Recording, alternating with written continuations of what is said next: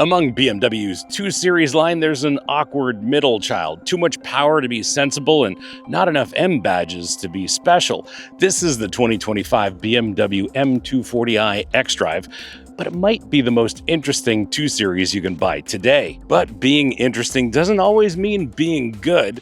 With the 2025 updates bringing yet more screens and complexity to what should be a pure driver's car, we need to figure out if this particular slice of the BMW pie is actually worth your money, or if you should simply save up for the M2. And after spending a week with this Skyscraper gray example, I might just have the answer, and it's probably not what you think. What's it like? Buckle up, my friends. Let's go for a drive.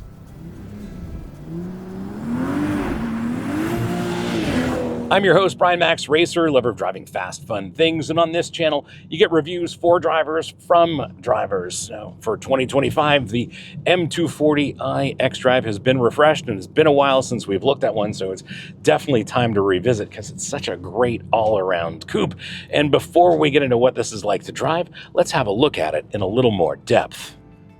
For 2025, the updates include the curved screen with iDrive 8.5. There's also a new M Sport steering wheel on the outside. There's some subtle design changes, and of course, there's new wheel designs, which this one actually came with, but because we're in winter mode, we are on some winter wheels right now. BMW calls this an M performance vehicle, which is kind of like being a social media influencer. You get all the attention without any of the actual responsibility. Seriously though, you get the M-specific suspension, big brakes, and differential without the I refinanced my house for this price tag of the full M2. Under the hood is a B58 inline 6, 3 liters of displacement with a single twin scroll turbo. It makes 382 horsepower, and that's exactly enough power to get you in trouble, but not quite enough to get you on world star hip hop. Peak power is made from 5,800 to 6,500 RPM. It makes 369 pounds of torque from 1,800 to 5,000 RPM. Transmission's an 8-speed automatic. It is rear biased xDrive all-wheel drive. The M Sport differential is an electronically controlled limited slip diff. BMW knows how to do these properly.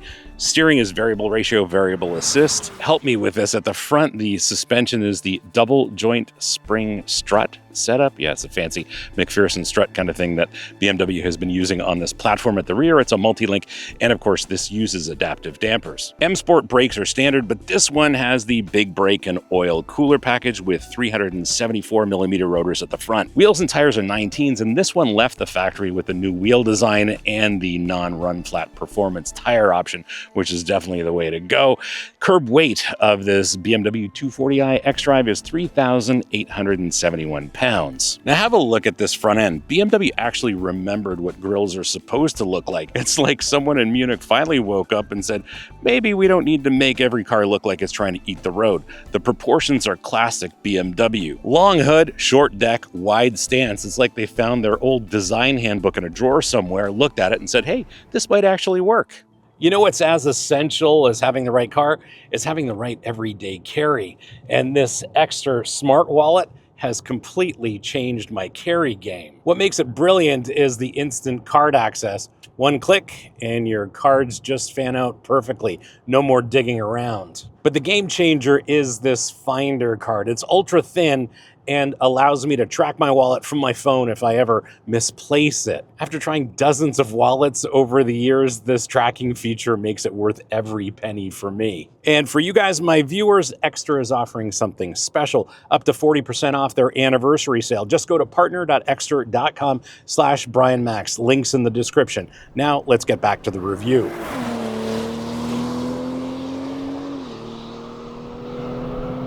In a world filled with SUVs and crossovers, there's nothing like a good sports coupe, and that's exactly what we've got here. We've got a long hood, we've got big doors, a nice low seating position in the chassis, and decent visibility. Ergonomically, modern BMW with, of course, the big new curved display and iDrive 8.5. Got a few things to say about this. I do like the display. It's highly legible in virtually all lighting conditions. Love the way Apple CarPlay is rendered on the screen here. It works absolutely wonderfully in that regard. With this curved display, I'm wondering if BMW designers and engineers discovered minimalism on Pinterest. Everything's been streamlined into this curved display, which combines an instrument cluster and a big infotainment screen. And day to day, it's very beautiful and definitely minimalist, but then when you try to find some controls, it seems like you're playing a hidden object game on your phone. What I will say off the top is maybe there's a little too much tech here for my liking in what is supposed to be a driver's car. Of course, the climate controls have migrated into the system. They're on the touchscreen here. They definitely no longer live on the dashboard here in BMW land in 2025. Some people might enjoy this. I'm just not a fan of all the complexity of the sub-menus that are part of the system. I guess you could say this iDrive 8.5 is so intuitive you only have to read a 400-page manual to fully understand it. Funny thing is, not once, not even today, have I touched any of these buttons or this controller, this iDrive controller now in 2025, and these buttons are completely redundant. Love the shape and the size of the steering wheel, except for maybe this flat bottom bit, but it's a very effective steering wheel. Encourages you to have your hands at 9 and 3. Don't mind the red ring at the top of the steering wheel because, of course, in the snow, you can achieve some power oversteer, and to adjust the attitude of this M240 when you might be sliding it, you kind of need to know where dead ahead is, and that red ring certainly helps you get this pointed in the right direction. Cockpit fundamentals are spot on. Love the seat, love the support, love the adjustability, love the comfort, zero complaints. BMW always knows how to do proper seats. And then I'm in a perfect seating position, great relationship to the steering wheel and to the pedals, nice dead pedal for my left foot, absolutely supported properly here as a driver. And they do know how to do effective driver cockpits. For you and your front seat passenger, no issues whatsoever. Lots of room, lots of space, and really no issues. If you want to put somebody in the back, well, make sure they're people you don't like because it's not really a comfortable place to be. Funny thing is, I tried to sit in the back and I actually don't fit behind myself in the seating position, and based on the number of complaints on this YouTube channel, people think I sit too close to the steering wheel. So as the driver, you'd probably have to compromise your seating position and sit a little too close to the steering wheel to fit a full-size adult behind you in the seating position. In short, what I would say is those back seats are as useful as my post-grad in this profession. Now, in terms of cargo, the trunk has a decent amount of space and you can fold the seats, pass things through. And in fact, I gave some thought to taking this on a snowboard trip, me and a couple of mates, and that was not going to work. And it was pretty clear that we couldn't put 3 adults and a bunch of skis and snowboards in this M240 all at once.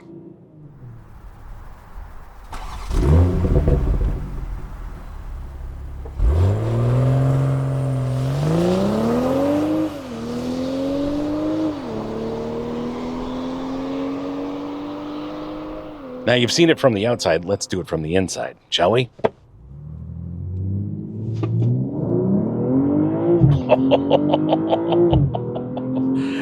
Wow. Wow, this is incredibly quick. I think BMW says 0 to 60 is supposed to be 4.1, but in reality, this is sub 4 seconds, maybe like 3.5, 3.6. Like, this is incredibly quick in a straight line. And just on that measure alone might negate the whole idea of an M2. But no, just kidding. We're going to look at an M2 in an upcoming episode. These turbocharged inline 6s from BMW are just so good. It's no wonder that Ineos chose that motor for their gasoline version of the Grenadier. It's just an incredible engine because it makes peak torque way down low in the rev range, makes peak power way up high in the rev range, and it's just so flexible. It just runs so smoothly. It's like it's ready to drop a classic track from Marvin Gaye. The transmission, well, it does exactly what it's supposed to do. I think BMW has absolutely nailed this entire driveline, starting with the engine.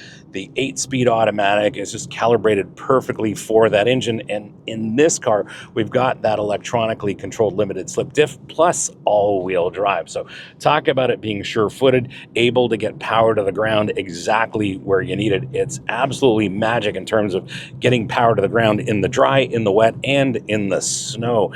And this week, I've had an incredible amount of time to play with this in the snow, and it's been absolutely a blast. It's still rear drive biased. You can't disable disable the front axle in this M240i as you can in some other BMW performance models. So you've got permanent all-wheel drive, but it's still rear drive biased here. The xDrive all-wheel drive system is like that friend who lets you make mistakes from time to time. Try to do something stupid and it'll save you. Try to have fun and it'll actually work with you to a certain degree. It's kind of like a guardian angel that studied at the Nürburgring. Power delivery is so linear, it makes a ruler look wobbly. There's no dramatic turbo lag, no sudden surge of power. It's just relentless. It's a constant push that makes you question if Newton actually understood physics. And here's the thing, this drivetrain is tuned so well, it makes the Supra's engine look like what it really is, which is a BMW engine trying to speak Japanese. Yeah, sure, that's 382 horsepower. And maybe that's true if the Germans measured it in the most pessimistic conditions possible. Did you know that 80% of you are not subscribed? Yes, it's true. 80% of you are not subscribed. I checked the data. So if you like the content on this channel, do me a solid, hit that subscribe button, make sure you like this. And if you want to support the channel, please hit up our merch store. Links here, links below. Lots of great stuff for driving enthusiasts like us, including our very popular line of Save the Manuals merch. Now back to your regularly scheduled episode.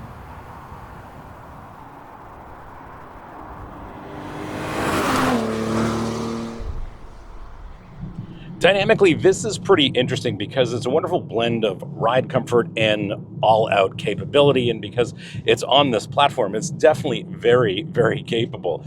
Steering response, absolutely fantastic. Just turn-ins fantastically, even on these winter tires. We aren't on the summer tires that this came fitted with from the factory, but soaking up these bumps, the suspension does a great job. Keep in mind, I am on my sport individual mode with my own specific settings, and one of the things I always do with a car like this with adaptive dampers is set the dampers to soft, especially when I'm driving in the Toronto area because the road surface is horrific here. Even with the dampers set to soft, body and wheel control is excellent. Limited body motion and wheel control fantastic. The tire is always in contact with the road surface. I haven't found anything really that's going to upset this car. And although BMW's steering is variable ratio, variable assist here, it does a fantastic job. It seems a bit odd when you think about it, but it is so natural and intuitive. BMW has been doing this for a very long time, but there's a limited amount of feel or feedback that comes through the steering wheel. Still, the steering is great. It's incredibly precise. It's so precise that it makes a Swiss watch look sloppy.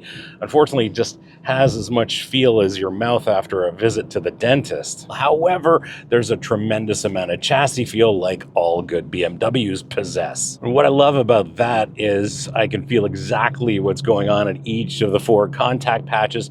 Chassis feedback is top-notch. When we want to throw this around, as we have done a little bit this snowy week, chassis balance is fantastic. And on top of that, you got a lot of confidence to control what's going on with the attitude of this M240. Even though it is all-wheel drive, you can still coax it into a little bit of power on oversteer. On this very rough road surface, the suspension is doing a great job of soaking up all of the bumps, and there's not too much intrusion in this cabin. Another one of the dynamic highlights is the braking in this car. It is just incredible. Excellent control, feel, modulation, and power, as you can see.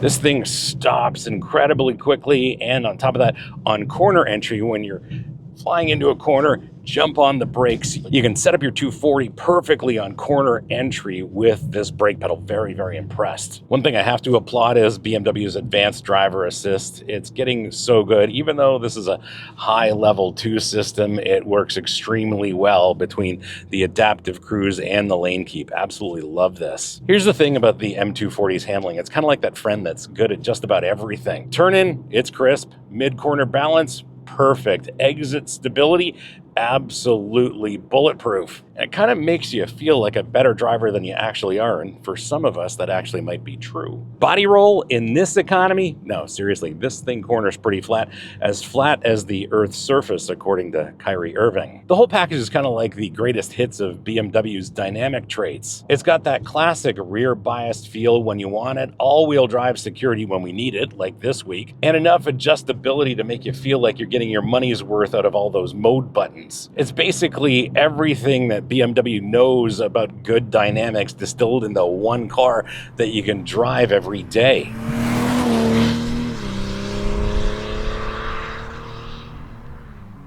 How do you spec yours? Well, we do have some interesting considerations here. What you are looking at is Skyscraper gray metallic paint, because nothing says I make responsible financial decisions like paying for optional paint named after buildings.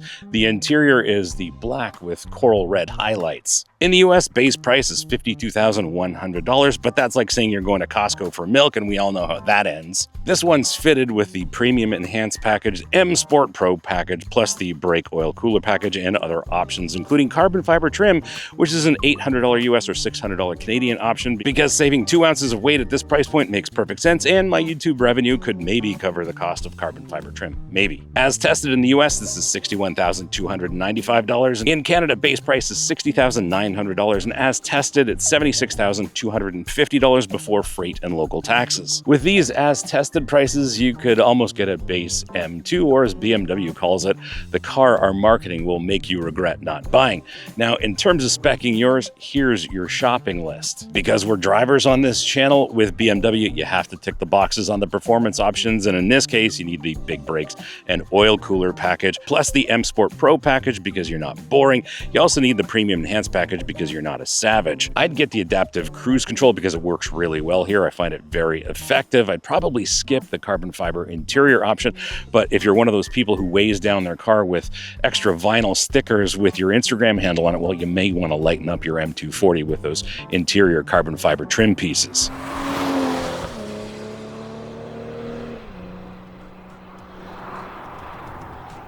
My verdict? Well, one thing's for sure, BMW still knows how to make driver's car. This M240i xDrive is not quite perfect, and maybe the iDrive system has a little too much tech for a driver like me, plus it's getting expensive, and at these as-tested prices, we're approaching M2 territory. But here's the thing. None of that really matters, because BMW has absolutely nailed what this car needs to be: a daily driver that puts a smile on your face without beating you up, and a weekend warrior that can genuinely hang with the big boys when you go to the track. It's not an M2, and it's certainly not trying to be. Instead, it's something a little more subtle, a perfectly balanced blend of everything that makes BMWs great in 2025. Great power, great dynamics, decent amount of comfort, and daily usability. And all of these things combined might make it the best 2 Series you can buy today. And here's the thing about this M240i. It's everything that everyone claims they want: a usable daily driver performance car that won't get you divorced. But then they go and buy an SUV anyway. But for those brave souls that put their money where their enthusiast mouth is, well, this M240i xDrive is basically batting 1,000. Thanks for hanging out with me today and having a look at this 2025 BMW M240i xDrive. Hope you liked this episode, and if you did, you're not new, you know what to do. Smash the subscribe button, turn on your notifications, like this video, and as always, sharing is caring. So please share this with your friends, especially on Reddit, because on Reddit, they really need to see reviews for drivers from drivers. If you have any questions or comments, please leave them in the comments below. I'll get back to you as soon as I can. And if you want to support the channel, please hit up our merch store. Links here, links below. Lots of great stuff for driving enthusiasts like us, including our very popular line of Save the Manuals merchant. BMW still makes some fine manuals. Thanks, BMW. Anyway, thanks again for watching. We'll see you again next time. And remember, cars don't understeer by themselves, not even BMW M240i's. And since you've hung around this long, we'll have a look at an episode of one of my favorite BMWs for 2025, the BMW Z4 with the manual. Hope you appreciate that one. Thanks again for watching. See you again next time.